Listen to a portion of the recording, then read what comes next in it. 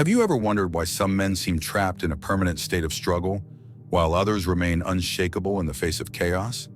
It isn't about IQ, it is about wisdom.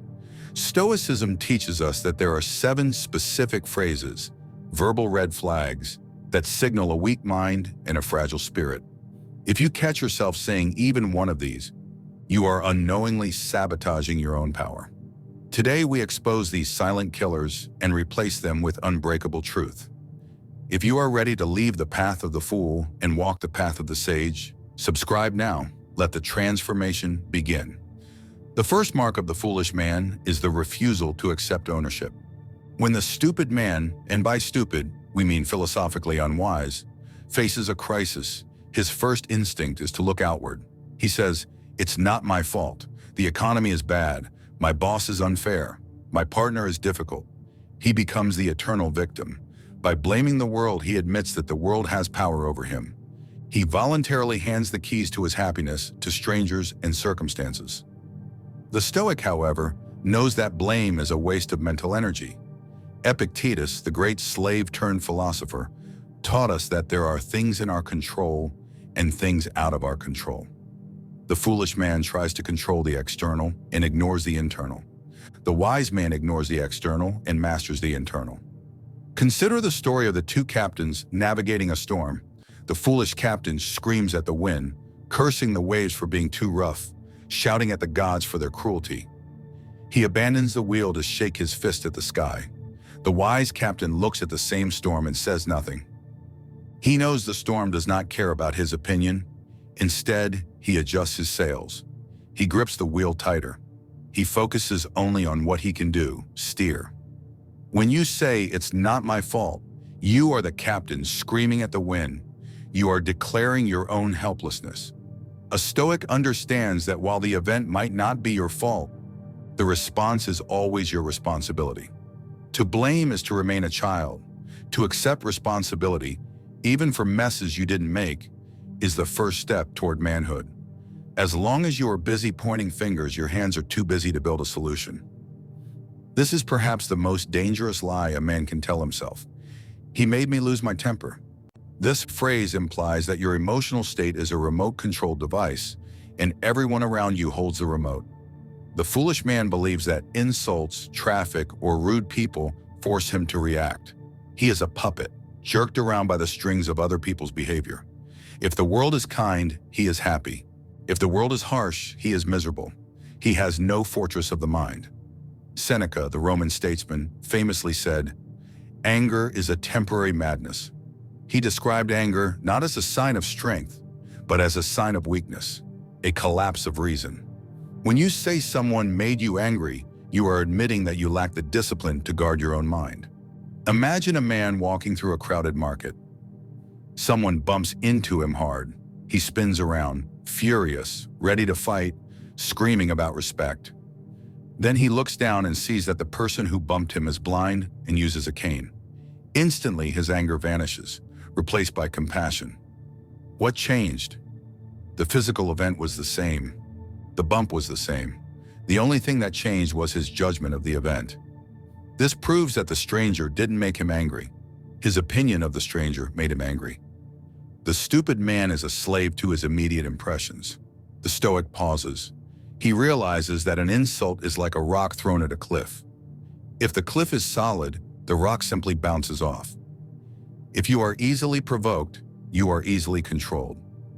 Do not give anyone that power over you. The foolish man lives his entire life in the future. He says, "I'll be happy when I get that promotion. I'll be happy when I buy that house.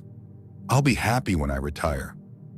He treats the present moment as a waiting room, a mere obstacle to get through to reach some imaginary paradise. This is the definition of anxiety and dissatisfaction. By tying his happiness to future events that may never happen, he guarantees misery in the now. Marcus Aurelius, the emperor of Rome, who had everything a man could want, wealth, power, fame, reminded himself daily to find contentment in the present duty. He wrote, "Confine yourself to the present." He understood that the future is a mist and the past is a memory.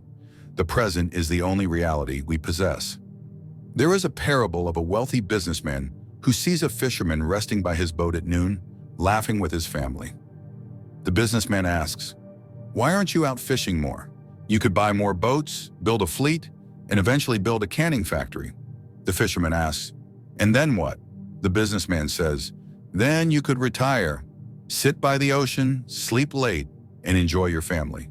The fisherman smiles and says, "Sir, what do you think I am doing right now?" The stupid man runs on a treadmill, chasing a horizon he can never catch. He postpones his life until he is too old to enjoy it. Stoicism isn't about lack of ambition, it's about ambitious action without the desperate attachment to the result. If you cannot find peace in who you are today, you will not find it with $1 million tomorrow. You will simply be a rich, miserable man. Stop waiting to live. This is the cry of the man who believes the universe owes him comfort. When tragedy strikes, when he loses money, or falls ill, the foolish man feels personally targeted. He views hardship as an injustice. "Why me? I'm a good person. This isn't fair." He resists reality. This resistance creates suffering, turning pain, which is inevitable, into misery, which is optional.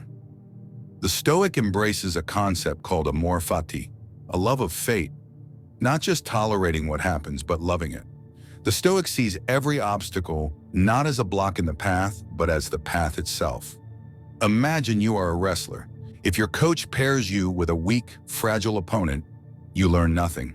You remain weak. But if your coach pairs you with a giant, a champion who throws you around the mat, you struggle, you sweat, and you bleed. The foolish man asks, "Why does the coach hate me?" The wise man understands. The coach is trying to make me a champion. Life is that coach. When you say, "Why is this happening to me?" you are rejecting the training. You are wishing for a life of ease, which is a life of decay. Marcus Aurelius thanked the gods for his difficulties because they allowed him to test his virtue. When the fire burns, everything you throw into it becomes fuel for the fire. A stupid man is extinguished by the wind.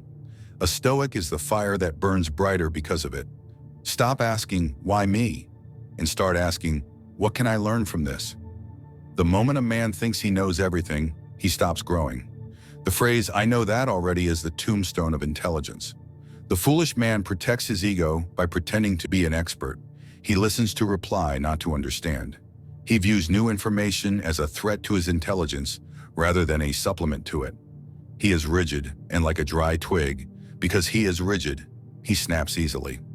Epictetus was a teacher, and he would kick students out of his classroom who were arrogant. He famously said, "It is impossible for a man to learn what he thinks he already knows." If your cup is full, nothing more can be poured in. There is a Zen story that mirrors this Stoic truth perfectly. A scholar visited a master to inquire about Zen. As the master served tea, he poured the scholar's cup full, and then kept pouring. The tea overflowed, spilling onto the table and the scholar's robes. The scholar shouted, "Stop! The cup is full. No more will go in." The master replied, "Like this cup, you are full of your own opinions and speculations. How can I show you wisdom unless you first empty your cup?" The stupid man walks through life with a full cup, guarding his ignorance, terrified to admit he is wrong. The Stoic cultivates the mind of a student. He is willing to look foolish in the short term to become wise in the long term. He asks questions. He admits mistakes. He knows that true wisdom lies in admitting the vastness of what you do not know. "I'm too busy. I don't have time to read, to exercise, to think." The foolish man wears his busyness like a badge of honor. He mistakes movement for progress. He thinks that running around in circles means he is getting somewhere. But usually, "I don't have time" is a lie. What he really means is, it is not a priority. He has time to scroll on his phone for 2 hours, but no time to meditate for 10 minutes. Seneca wrote an entire essay on this called On the Shortness of Life. His conclusion? Life is long enough if you know how to use it. He observed that men guard their money greedily. They wouldn't let a stranger steal their wallet. Yet they let everyone steal their time. They give hours to meaningless arguments, days to frivolous entertainment, and years to jobs they hate.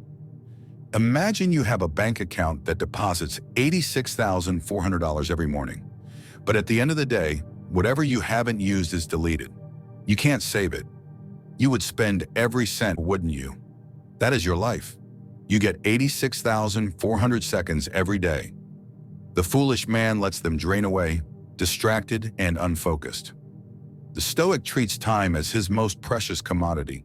He ruthlessly cuts out the non-essential. He says no to the good so he can say yes to the great. When a man says he doesn't have time to improve himself, he is saying he is too busy driving to stop for gas. Eventually, he will break down.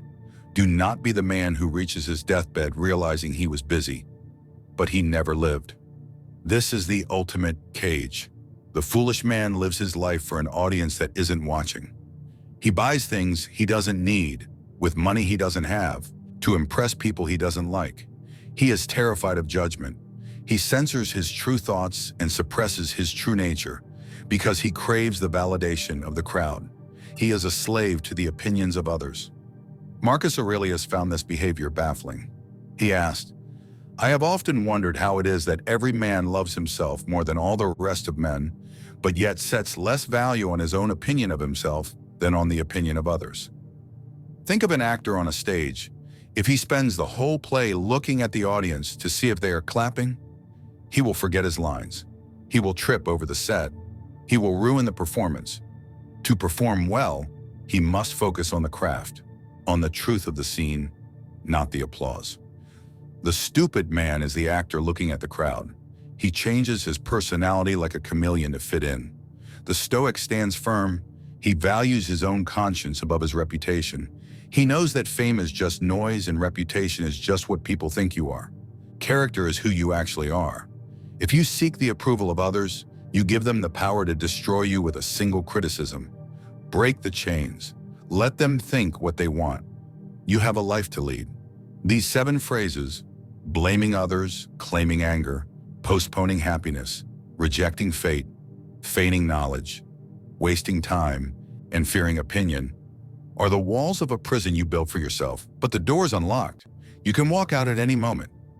Stoicism isn't about suppressing emotion. It's about suppressing stupidity. It's about seeing the world clearly and acting with courage. Catch yourself the next time these words try to leave your mouth.